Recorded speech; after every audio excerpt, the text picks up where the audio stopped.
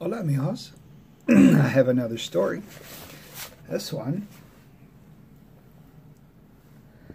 is called Treasure Under the Sea.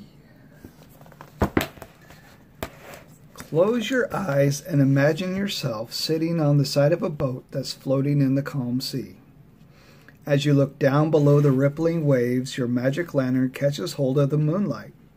It shines like an enchanted path across the deep blue sea. Where will it lead you tonight? You slip into the warm water and swim around like a fish, weaving in and out of your own stream of glistening bubbles.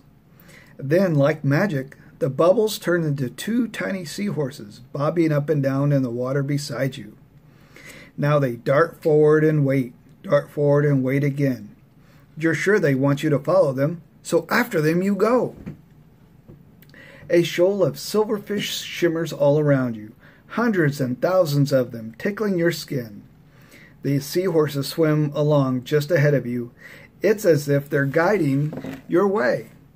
Past starfish glowing in the underwater caves, past oysters whose pearls glisten like tiny moons. Now you see the wonderful colors of the coral reef. The coral looks like a gigantic castle guarded by sea urchins. As you swim through the turrets and towers of coral, your eye catches something glinting deep down in the water. What is it, you wonder? Full of excitement, you swim closer and closer. It's a treasure chest! The lid isn't quite closed, and you see little pairs of eyes peeking out from the darkness inside. Slowly, you lift the lid all the way back, and lots of funny little crabs scuttle out. Then you see them. Sparkly jewels and necklaces, bracelets and buckles, and a heap of shiny gold coins. One of the seahorses brushes its tail against a ruby ring. Try it on, he seems to say to you. As the jewel sparkles on your finger, you wonder who it might have belonged to. A grand duke sailing over the ocean with his navy? Or maybe a princess sailing to marry a prince in some faraway country. The seahorses play with the jewels and shiny coins. Go on, take some treasure, they seem to say.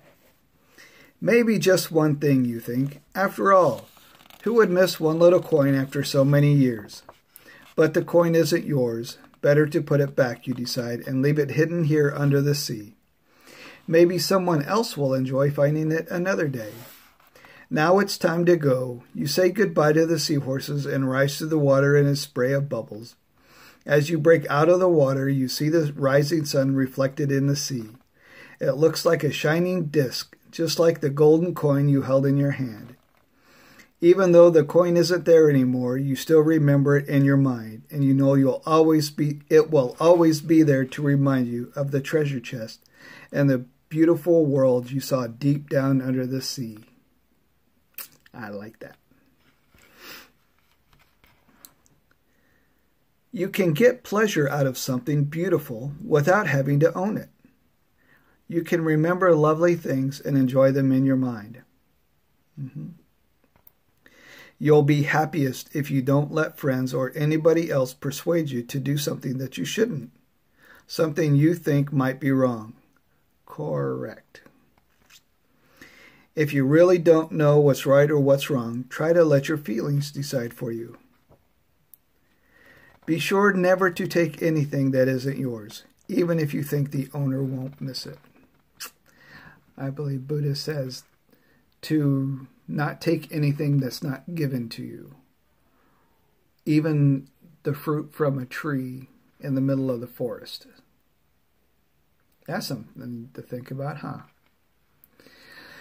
Oh, I love you, boys. And I will talk to you later. Sleep well, and I will talk to you soon. Okay, bye.